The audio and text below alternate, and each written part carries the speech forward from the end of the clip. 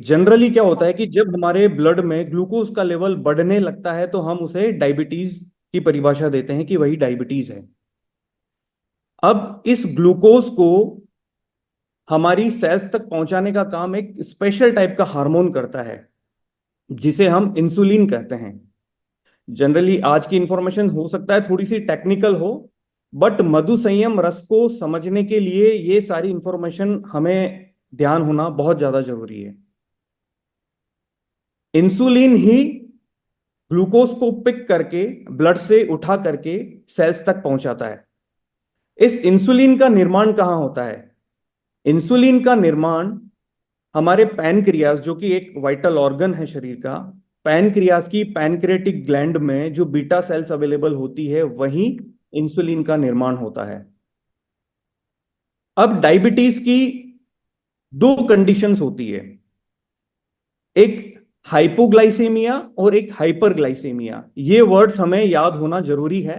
Hypo and hyper, उससे आप differentiate कर पाएंगे कि बेसिकली किसी भी पेशेंट में प्रॉब्लम क्या है। हाइपोग्लाइसेमिया वह चीज होती है जहां ग्लूकोज लेवल ब्लड में काफी कम हो जाता है, उसे हम ग्लाइपोहाइसीमिया बोलते हैं। But diabetes is what? Diabetes को सीधे शब्दों में बोलेंगे हम लोग हाइपरग्लाइसेमिया, जहां ग्लूकोज की मात्रा ब्लड में बढ़ जाती है, इंक्रीज हो जाती है। ये बहुत सीधे शब्दों में और बहुत इजी शब्दों में हमें याद रखना है कि जहां ग्लूकोज की मात्रा हमारे ब्लड में बढ़ जाती है उसे हम हाइपरग्लाइसीमिया या फिर डायबिटीज मेलिटस बोलते हैं। डायबिटीज मेलिटस दो टाइप की होती है, टाइप 1 एंड टाइप 2। टाइप 1 क्या होता है? जैसा कि सबको पता है कि टाइप 1 डायबिटीज में जो पैनक्रियाज में बीटा सेल्स अवेलेबल होती है वो इंसुलिन का निर्माण करना बंद कर देती है। उस कंडीशन में क्या होता है कि जो पेशेंट्स होते हैं जो टाइप 1 डायबिटीज से पीड़ित हैं, उन्हें इंसुलिन के इंजेक्शन एक्सटर्नली लेने पड़ते हैं। अब ये किन को इफेक्ट करती है? ये सबसे ज्यादा इफेक्ट करती है चिल्ड्रन को और यूथ को। और बहुत बड़ा रीजन है कि ये एक जनरेशन से दूसरे जनरेशन में भी ट्रांसफर होती है। ये सबसे बड़ा रीजन है। अब हम आते हैं टाइप 2 डायबिटीज पे। टाइप 2 डायबिटीज में क्या होता है? आपके शरीर में इंसुलिन का निर्माण तो बराबर हो रहा है, बट फिर भी ग्लूकोज का लेवल बढ़ा हुआ है। इसके पीछे के क्या रीजन है? इंसुलिन का निर्माण बराबर हो रहा है बट फिर भी ग्लूकोज लेवल बढ़ा हुआ है। कीप इन माइंड दैट इसके पीछे का सबसे बड़ा रीजन यह है कि जो इंसुलिन ग्लूकोज को पिक करके सेल्स तक पहुंचाता है यूटिलाइज होने के लिए एनर्जी में, वो सेल्स देखिए ओवर कैसे कैपेसिटी पे तो काम नहीं कर सकती है। वो एक लिमिटेड मात्रा में ही उस ग्लूकोज को एक्सेप्ट कर सकती है, एब्जॉर्ब कर सकती है। तो जब इंसुलिन का निर्माण बराबर हो रहा है, ग्लूकोज भी आ रहा है, तो इंसुलिन क्या करता है कि उस ग्लूकोज को उठाकर सेल्स की तरफ फेंकता है, ग्लूकोज को पिक किया सेल्स की तरफ ट्रांसफर करता है। तो उस कंडीशन में क्या होता है कि सेल्स ओवर द पीरियड, सालों बाद, एक रेजिस्टेंट बैरियर बना देती है इंसुलिन के अगेंस्ट में। क्यों? इंसुलिन अब चाहकर भी उस ग्लूकोज को जो हमारे ब्लड शुगर में आया है, ब्लड में आया है, उस ग्लूकोज को पिक करके सेल्स तक नहीं पहुंचा पा रही है। सेल्स ने उसके अगेंस्ट में एक वॉल खड़ी कर दी है। सीधे शब्दों में हम लोग ये समझे कि अभी हम लोग जहां बैठे हैं, अब उससे एक सेल समझ लीजिए, और आपने दरवाजा बंद किया है और आपके दरवाजे के बाहर की सिचुएशन को आप ये समझ लीजिए कि वहां इंसुलिन फ्लो हो रहा है, वहां हीमोग्लोबिन फ्लो हो रहा है, वहां ब्लड फ्लो हो रहा है। अब आप जिस रूम में बैठे हैं या एज ए सेल आप उस रूम को अगर कंसिडर करेंगे ना, तो उस रूम की साइज के अकॉर्डिंग बाहर से आपके रूम के अंदर कोई मटेरियल आया, आपने वहां स्टोर किया, कोई मटेरियल आया, आपने वहां स्टोर किया, बट एक सिचुएशन ऐसी आ जाएगी कि एक आपका रूम पूरा ऑक्यूपाइड हो जाएगा। अब आपके पास रखने के लिए जगह नहीं रहेगी वहां पे। जब रखने के लिए जगह नहीं है तो आप क्या करेंगे कि बाहर से जो चीजें आ रही है, आप एक रेजिस्टेंट बैरियर बना देंगे। आप आपके दरवाजे को कस के बंद कर देंगे कि अब बाहर से कोई भी चीज मेरे रूम में नहीं आनी चाहिए, क्योंकि मेरे रूम में अब जगह नहीं है। तो बेसिकली वही सेल्स रेस्पोंड करती है ओवर द पीरियड ये इंसुलिन रेजिस्टेंट कोई ओवरनाइट नहीं होता है, इस प्रोसेस को होने में सालों लग जाते हैं। आज हमने ये इंसुलिन रेजिस्टेंट को अब तक थोड़ा सा समझा है।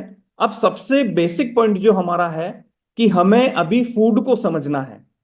ये सारी चीजों पे बात हम लोग इसलिए कर रहे हैं, इससे आप मधु संयम रस के मोड ऑफ एक्शन को समझ पाएंगे कि मधु संयम रस एक्चुअली काम कैसे करता है। हमारा फूड जो भी हम खाते हैं उसके दो बेसिक पार्ट होते हैं, माइक्रोन्यूट्रिएंट्स एंड मैक्रोन्यूट्रिएंट्स। माइक्रोन्यूट्रिएंट्स क्या होते हैं? माइक्रोन्यूट्रिएंट्स में सभी तरह के विटामिन एंड मिनरल्स होते हैं। एंड मैक्रोन्यूट्रिएंट्स में तीन कंपोनेंट होते हैं बेसिक। हम लोग कोई भी फूड खाते हैं उसके बेसिक तीन कंपोनेंट तो होंगे ही होंगे। आप कुछ भी खाएं, आप फ्रूट खाएं, आप चपाती खाएं, आप चावल खाएं, वॉटेवर कुछ भी खाएं, उसके तीन बेसिक कंपोनेंट होंगे, फैट, प्रोटीन एंड कार्बोहाइड्रेट। तीन चीजें हमने खाई फूड के रूप में, तीनों चीजें हमारे शरीर के अंदर जाती है। अब ग्लूकोज जब हम लोग फूड इंटेक करते हैं तो तीनों चीजें गई, फैट, प्रोटीन, कार्बोहाइड्रेट। जब कार्बोहाइड्रेट हमारे शरीर के अंदर जाता है तो वो ग्लूकोज के रूप में ब्रेक डाउन होता है। मतलब कार्बोहाइड्रेट ही ग्लूकोज है, ग्लूकोज ही शुगर है, तीनों टर्म एक ही है। आप यही मान के चलें, कहीं पे भी कंफ्यूज नहीं होना है। कार्बोहाइड्रेट, ग्लूकोज एंड शुगर एक ही टर्म है। तो वो कार्बोहाइड्रेट ग्लूकोज के रूप में ब्रेक डाउन होता है। फैट जो होता है वो फैटी एसिड के रूप में ब्रेक डाउन होता है। और जो प्रोटीन होते हैं वो अमीनो एसिड्स के रूप में ब्रेक डाउन होते हैं। अब तीनों के ब्रेकडाउन में कैटलिस्ट काम करता है। ये थोड़ा सा टेक्निकल वर्ड है बट इसे समझना जरूरी है। वो डाइजेस्टिव एंजाइम्स होते हैं बेसिकली। और ये डाइजेस्टिव एंजाइम बनाता कौन है? ये डाइजेस्टिव एंजाइम हमारी पैनक्रियाज ही बनाती है। कार्बोहाइड्रेट को ग्लूकोज में ब्रेक डाउन करने के लिए जो रेस्पॉन्सिबल एंजाइम है, डाइजेस्टिव एंजाइम, उसे हम अमाइलेज बोलते हैं। फैट को डाइजेस्ट करने के लिए जो रेस्पॉन्सिबल एंजाइम है उसे हम लाइपेज बोलते हैं। और प्रोटीन को डाइजेस्ट करने के लिए जो रेस्पॉन्सिबल एंजाइम है, हम उसे प्रोटीएज बोलते हैं। अब डायबिटीज में सबसे बड़ा रोल कार्बोहाइड्रेट का है, तो हम फैट और प्रोटीन पे आज बात नहीं करेंगे, हम आज बात करेंगे केवल कार्बोहाइड्रेट पे। क्योंकि मैंने आपको जैसे बताया कि कार्बोहाइड्रेट ही ग्लूकोज है और वही शुगर है। अब कार्बोहाइड्रेट का जो ब्रेकडाउन है वो हमारे मुंह से ही शुरू हो जाता है। आप समझिएगा, जैसे हमने फूड इंटेक किया उसके बाद में कार्बोहाइड्रेट का ब्रेकडाउन हमारे मुंह से ही स्टार्ट हो गया है। अब हमारे मुंह में सलाइवरी ग्लैंड होती है जो सलाइवा बनाती है, जो लार बनाती है। उसी लार में डाइजेस्टिव एंजाइम होता है लाइपेज, जो रेस्पॉन्सिबल होता है कार्बोहाइड्रेट को ब्रेक डाउन करने में। वो कार्बोहाइड्रेट ब्रेक डाउन होके ग्लूकोज के रूप में शरीर के अंदर पहुंचता है। बिल्कुल इसे ना एज ए पिक्चर दिमाग में बिठाइए तो मधु संयम रस को समझने में बड़ा इजी रहेगा। कार्बोहाइड्रेट टूट के ग्लूकोज के रूप में आपके ब्लड में पहुंचा है। अब इंसुलिन जो प्रोड्यूस कर रहा है पैनक्रियाज, वो इंसुलिन का काम है कि उस ग्लूकोज को उठा करके सेल्स तक पहुंचाना है। अब हम थोड़ा एक टर्म और रहेगी ग्लाइसेमिक लोड, उस पर थोड़ा बाद में आएंगे। सबसे पहले हम एक वाइटल ऑर्गन के बारे में और समझेंगे जो रेस्पॉन्सिबल है एज वेल एज, जैसे पैनक्रियाज है वैसे ही वो वाइटल ऑर्गन रेस्पॉन्सिबल है डायबिटीज में। वो वाइटल ऑर्गन कौन सा है? वो वाइटल ऑर्गन है लीवर। लीवर का स्वस्थ रहना भी बहुत ज्यादा जरूरी है, क्योंकि डायबिटीज की वजह से लीवर खराब हो सकता है या खराब लीवर की वजह से डायबिटीज हो सकती है, वाइस वर्सा है। तो हमारे लीवर का भी स्वस्थ रहना बहुत ज्यादा जरूरी है, क्योंकि लीवर हमारे शरीर की एक फैक्ट्री है जहां सारे मेटाबॉलिक फंक्शनिंग सारी लीवर में होती है। लीवर एक ऐसी जगह है जो हर माइक्रोन्यूट्रिएंट को स्टोर करती है और वो बॉडी में सप्लाई, जैसे बॉडी को नीड होती है वैसे सप्लाई देती है। तो हमने जैसे कार्बोहाइड्रेट खाया, उसका डाइजेस्टिव सिस्टम में जाके डाइजेशन हुआ, तो उसकी जो नेक्स्ट प्रोसेस रहेगी वो मेटाबॉलिज्म रहेगी कि हमने ग्लूकोज तो खाया, अब ग्लूकोज यूटिलाइज कैसे होगा, ग्लूकोज कन्वर्ट कैसे होगा, ग्लूकोज एनर्जी में कैसे कन्वर्ट होगा। ग्लूकोज के एनर्जी में कन्वर्ट होने वाले प्रोसेस को ही हम लोग मेटाबॉलिज्म बोलेंगे। वो मेटाबॉलिज्म का प्रोसेस लीवर में होता है। हमने कोई भी चीज खाई, वो ब्लड में जैसे ब्रेकडाउन होके ब्लड में आई, उसके बाद में वो डायरेक्ट बॉडी को सप्लाई नहीं हो जाएगी। उसके बाद में वो जो डाइजेस्ट हो गया है वो ब्लड के थ्रू लीवर में जाएगा, और जो अनडाइजेस्टेड कंपोनेंट है वो स्टूल के थ्रू बाहर आ जाएंगे। जो काम की चीज है वो ब्रेकडाउन हो चुकी है, वो ब्लड के थ्रू लीवर में जाएगी। लीवर एक ऐसा ऑर्गन है जो सबसे पहले जो भी कंपोनेंट आया है लीवर के अंदर उसे इंस्पेक्ट करेगा, उसे डिटॉक्सिफाई करेगा, उसे मेटाबोलाइज करेगा, उसे ब्रेक डाउन करेगा। इस चीज को बहुत ध्यान से समझना है हमें कि लीवर जो ग्लूकोज या एमिनो एसिड्स ब्रेकडाउन हुए हैं शरीर के अंदर, ग्लूकोज जो ब्रेकडाउन हुआ है डाइजेस्टिव सिस्टम में, अब वो एनर्जी में कन्वर्ट होने के लिए अब लीवर का रोल रहता है। तो लीवर का स्वस्थ रहना भी हमारे लिए उतना ही जरूरी है। अब क्या होता है कि जैसे जैसे अब डायबिटीज होने की बहुत सारी स्टेजेस हैं। जब डायबिटीज होने लगती है और डायबिटीज का पता चलता है किसी पेशेंट को, तब तक तो उसकी 20% आई विजन तो चला गया होता है,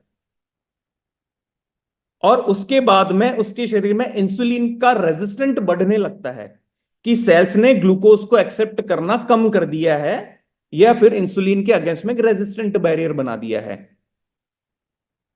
और कार्बोहाइड्रेट को मैंने समझाया है कि कार्बोहाइड्रेट ग्लूकोज में ब्रेकडाउन होके जाता है, इंसुलिन उसे सेल्स तक पहुंचाता है, वो सारी चीजें।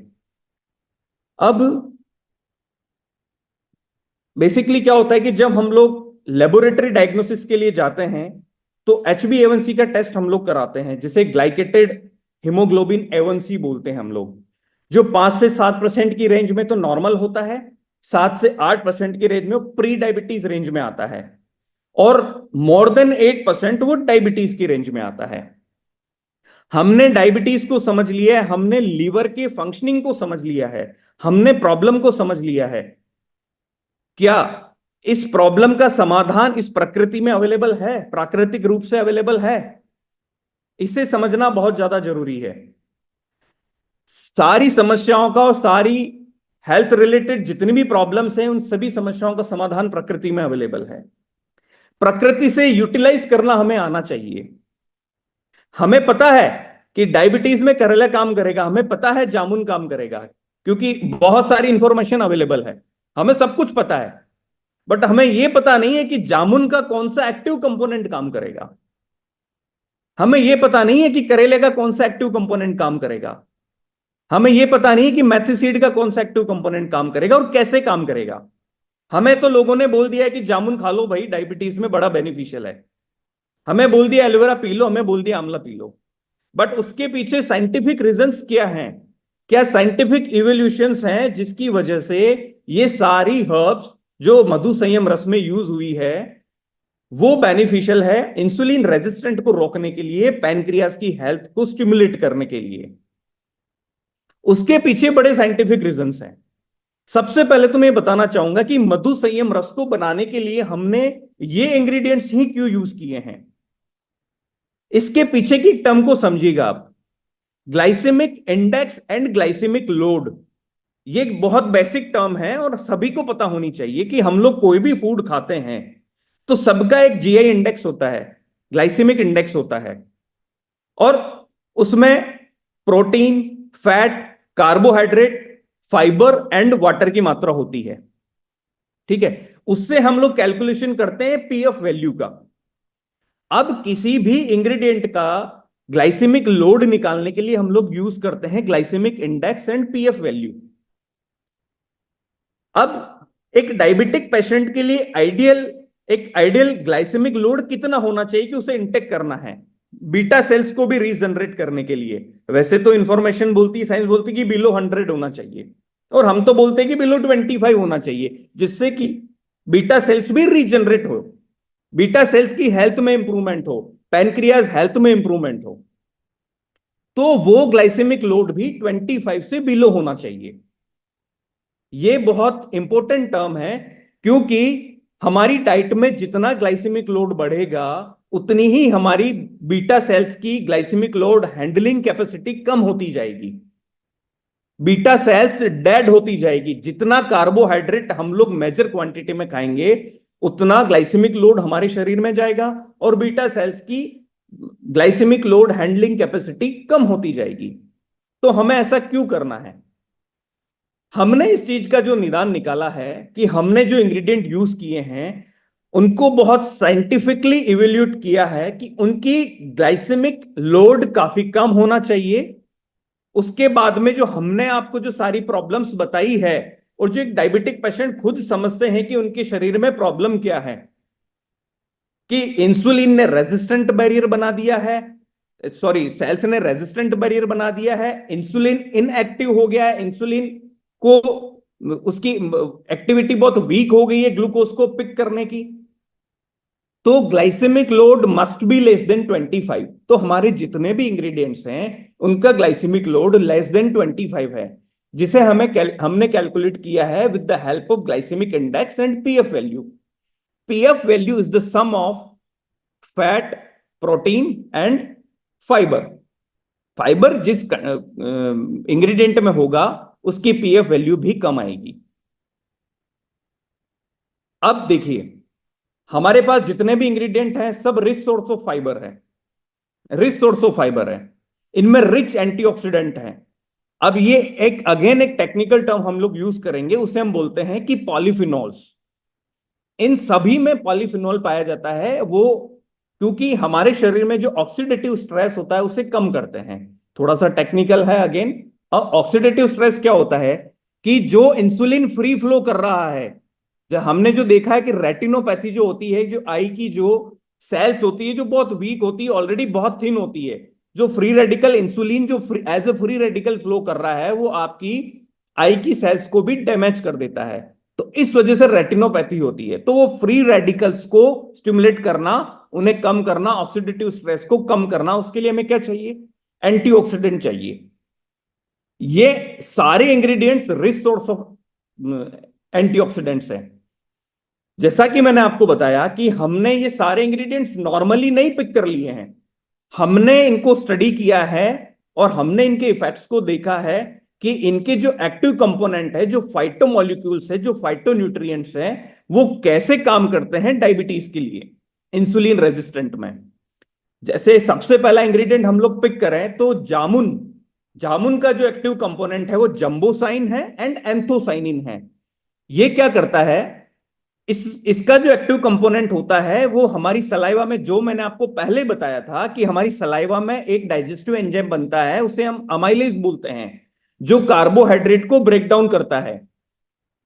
जामुन का वही एक्टिव कंपोनेंट उसी अमाइलेज को ब्लॉक कर देता है। उसको ब्लॉक करने से क्या होता है कि कार्बोहाइड्रेट का ब्रेकडाउन बहुत स्लो हो जाता है और बहुत स्लो रेट पे वो ग्लूकोज में कन्वर्ट होता है। जब आपके शरीर में ग्लूकोज कम मात्रा में जाएगा तो इंसुलिन को भी उतना ही काम करना पड़ेगा और इंसुलिन उतना ही ग्लूकोज उठा के सेल्स तक बनाए, तो धीरे धीरे सेल्स अपना रेजिस्टेंट बैरियर खत्म करेगी इंसुलिन को लेकर। कि सारा जो काम है कि हमें कार्बोहाइड्रेट के ब्रेकडाउन को स्लो डाउन करना है। ये एक साइंटिफिक इसके पीछे रिसर्च है कि जो हम लोग खा रहे हैं, जो हम लोग इंटेक कर रहे हैं, उस कार्बोहाइड्रेट के ब्रेकडाउन को बड़ा स्लो डाउन कर देना है। ग्लूकोज कम मात्रा में जाएगा, इंसुलिन उसे पिक करेगा और सेल्स तक पहुंचाएगा। सेल्स के पास भी उसकी कैपेसिटी के अकॉर्डिंग ही ग्लूकोज पहुंच रहा है, तो सेल्स अपना रेजिस्टेंट बैरियर धीरे धीरे धीरे धीरे कम करती जाएगी। तो आपके ब्लड में जो शुगर का लेवल आपको अभी दिख रहा है वो धीरे धीरे धीरे धीरे कम दिखेगा ओवर द पीरियड। हो सकता है 15 दिन में कम दिखे, हो सकता है 30 दिन में कम दिखे।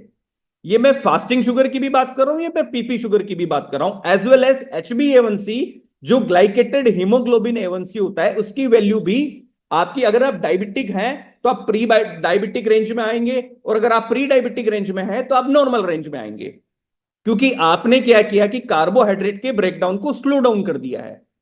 और जो सेल्स की जो बैरियर बनी है, सेल्स ने जो बैरियर बनाया है, सेल्स ने अपना बैरियर हटा दिया है, धीरे धीरे कम किया है। तो इंसुलिन ने ग्लूकोज पिक करके सेल्स में ट्रांसफर कर दिया, वही ग्लूकोज सेल्स यूटिलाइज करेगी एज एन एनर्जी। देखिए कार्बोहाइड्रेट एज ए फ्यूल काम करता है हमारे शरीर के अंदर। अगर हमारे शरीर में कार्बोहाइड्रेट नहीं है तो हमें एनर्जी नहीं मिलेगी। अगर ग्लूकोज कम मात्रा में हो जाएगा ना तो हमें बहुत ज्यादा दिक्कतें होगी। तो ग्लूकोज तो होना जरूरी है, बट एक सर्टेन लिमिट्स तक, जितना कि इंसुलिन उसे पिक करके सेल्स तक पहुंचाए, सेल्स उसे वो रेजिस्टेंट बैरियर ना बना पाए। राइट नाउ नेक्स्ट कंपोनेंट है हमारा एलोवेरा। एलोवेरा में जो एक्टिव कंपोनेंट होते हैं वो पॉलीसेकेराइड्स, ग्लूकोमेनन, एसमेनन, यह भी एंटीऑक्सीडेंट होते हैं और यह भी आपके ग्लूकोज लेवल को मेंटेन करते हैं और पैनक्रियाज की हेल्थ को भी स्टिमुलेट करते हैं। नेक्स्ट बहुत इंपॉर्टेंट है आंवला। हमने सबने सुना है, हमें हमें पता है, हर व्यक्ति को पता है कि it's a rich source of vitamin C. Again it's a rich source of fibre. Again it's a rich source of polyphenols, flavonoids and tannins. जो टैनिन कंटेंट है, हमने आंवला यूज किया है, बट आंवला का जो एक्टिव कंपोनेंट है, फाइटोन्यूट्रिएंट है, हमने टैनिन यूज किया है। क्यों? उसी टैनिन का यूज है कि वो अगेन कार्बोहाइड्रेट के ब्रेकडाउन को स्लो डाउन करेगा और इंसुलिन को स्टिमुलेट करेगा, पैनक्रियास को स्टिमुलेट करेगा, उसी ग्लूकोज को पिक करके सेल्स तक पहुंचाएगा। सेल्स धीरे धीरे अपनी एक्टिविटी बहुत अच्छे से इंसुलिन के अगेंस्ट में करेगी, इंसुलिन को अच्छे से रेस्पॉन्ड करेगी और इंसुलिन अच्छे से ग्लूकोज को सेल्स तक पहुंचा पाएगा और वो ग्लूकोज यूटिलाइज होकर एनर्जी में कन्वर्ट होगा। तो सारे कंपोनेंट इसी तरीके से काम करते हैं। अगेन नेक्स्ट जो कंपोनेंट है हमारा मेथिसीड। मेथिसीड में सॉल्युबल फाइबर होता है और इसका एक्टिव कंपोनेंट ट्राइगोनेलिन होता है।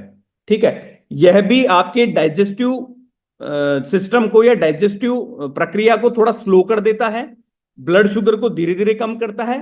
टाइप 2 डायबिटीज में हम समझ रहे हैं ना कि इंसुलिन रेजिस्टेंट बन चुका है, तो वो सारी प्रक्रियाओं पे ये सारे इंग्रेडिएंट काम करते हैं। तो हम मधु संयम रस में एक आम इंग्रेडिएंट नहीं ऐड करके हमने फाइटोन्यूट्रिएंट्स ऐड किए हैं, फाइटोमोलिक्यूल्स ऐड किए हैं, जो बहुत अच्छे तरीके से एक्टिवली रेस्पॉन्ड कर सके, एक्टिवली सेल्स को उस तरीके से बूस्टअप कर सके कि वो ग्लूकोज को एक्सेप्ट करें और अपना इंसुलिन रेजिस्टेंट बैरियर को खत्म करें। यही फाइटोमोलिक्यूल्स आपको शरीर में ऑक्सीडेटिव स्ट्रेस को भी कम कर रहे हैं और बाकी जो दूसरी प्रॉब्लम्स भी हो रही है, लीवर के स्वास्थ्य को भी अच्छे से बना के रख रहे हैं। राइट, अब हमने ये कर ली सारी थियोरेटिकल बातें। ठीक है, इसके पीछे एविडेंस क्या है? थियोरेटिकल बात नहीं है। वैसे तो नॉर्मली जो मार्केट में चल रहा है वो ऐसे ही चल रहा है कि हमने आमला डाल दिया, मेथी डाल दिया, ये डाल दिया, बट हमने तो सारे फाइटोन्यूट्रिएंट्स डाले हैं, फोर्चो डाले हैं। अब ये सारी बातें तो हमने कर ली, अब इसके पीछे का एविडेंस क्या है हमारे पास में? सर एविडेंस तो पेपर पे आते तभी सब लोग ट्रस्ट करते हैं ना सर, जब लोगों को फायदा पहुंचता है तभी ट्रस्ट होता है ना सर। तो हमने 90 डेज का क्लिनिकल ट्रायल कंडक्ट करा है 70 पेशेंट्स पे।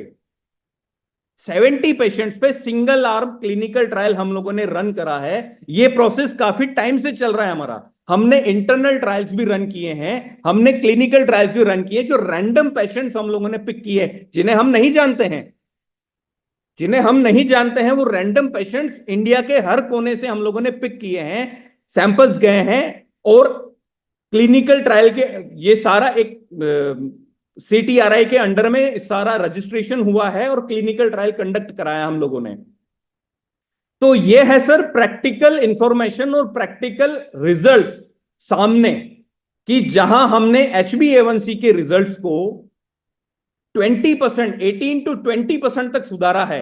ये 30 डेज का मैं अगर एक रिजल्ट की बात करूं तो 7 से 4 पेशेंट का जो हमने फॉलोअप लिया था, तो उनके एलोपैथिक मेडिसिन भी डॉक्टर ने बंद करने के लिए बोल दिए थे। Allopathic medicine is what? Metformin. Metformin के नुकसान क्या है सर? मेटफॉर्मिन आप लेंगे, एक छोटी सी गोली लेंगे, अगेन वो कार्बोहाइड्रेट के ब्रेकडाउन को स्लो डाउन करेगा, ग्लूकोज में धीरे से स्लो करेगा, धीरे से ब्रेकडाउन करेगा। But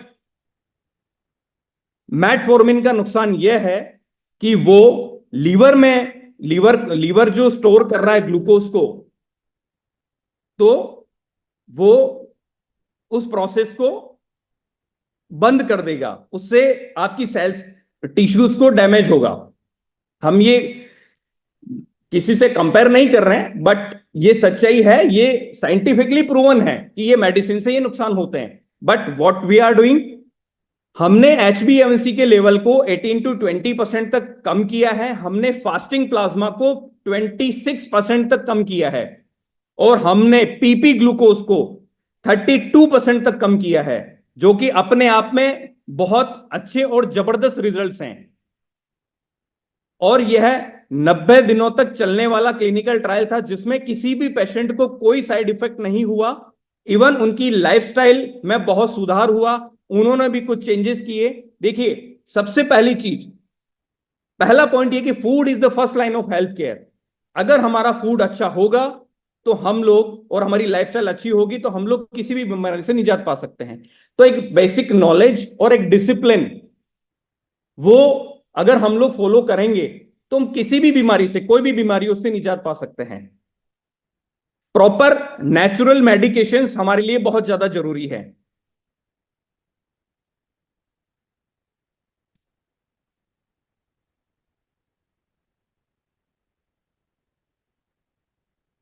right. तो वही सारी चीजें हैं कि क्लिनिकल ट्रायल ने दर्शाया है कि हमारे प्रोडक्ट ने बड़े जबरदस्त रिजल्ट्स दिए हैं। ये सारा हमने आपको बताया। अभी इसके बाद में कोई भी क्वेश्चन हो तो आप पूछ सकते हैं।